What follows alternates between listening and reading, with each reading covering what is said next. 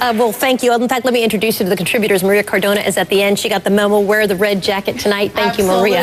Roland Martin. Absolutely. Roland Martin is sitting next to her. We've got Erick Erickson from RedState.com joining as well. And Will Cain is with us, the Blaze columnist. Let's begin with you, Erick. You had the tie on. Yes, it is. I got to the big boy table. You've been promoted to the big boy table, but we're going to start with Erick. Is it all about momentum? Who has it and how much tonight? To a degree, yes. It's about momentum, but it's also, you've got to remember, looking at a lot of the polling we've seen thus far, it takes a while for news events to catch up as well. So we're going to see Mitt Romney probably have some momentum coming out of Nevada if things go as people have been speculating for weeks it was going to go. And then that'll help him in the caucus states coming up. But also you will see, for example, the Marion Gingrich story that came out right before South Carolina. It happened 3-4 days before South Carolina. It did not have a chance to impact South Carolina, but it did in Florida. The Mitt Romney interview with you, it came so soon to Nevada, it hasn't had time to percolate.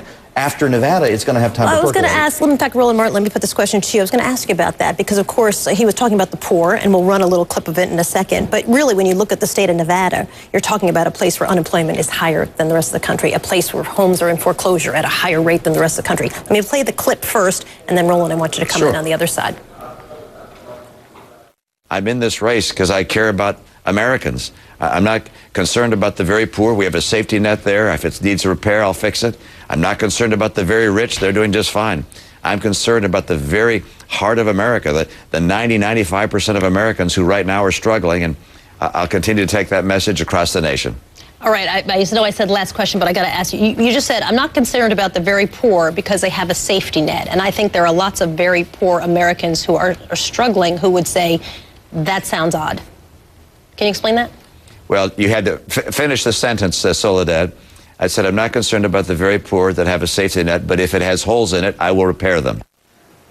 Roland Martin, Erick seems to say that hasn't quite caught up yet in the state of Nevada, in a place where they're really hurting economically. Yeah, they are hurting, but a lot of people don't consider themselves to be poor.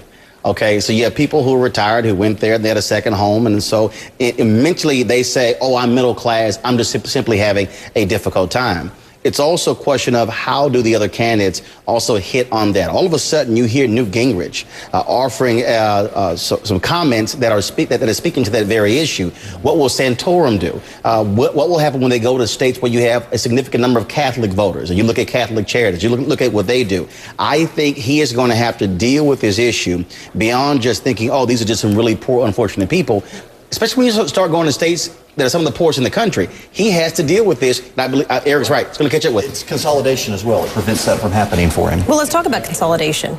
Well, let's set aside whether or not that statement's actually going to hurt him in Nevada. What's interesting is that was problematic to conservatives and liberals, but for different reasons. They heard different things. Liberals heard that statement and took it literally. The Mitt Romney does not care about the very poor. I don't think most conservatives actually believe that. It's a very, very charitable man. What they heard was somebody who's adopting an argument that's not very conservative. It's one that you're picking groups to favor and disfavor, those to help and those to ignore. The conservative line should be the one that Gingrich and Santorum is giving. I see you all as one group, Americans.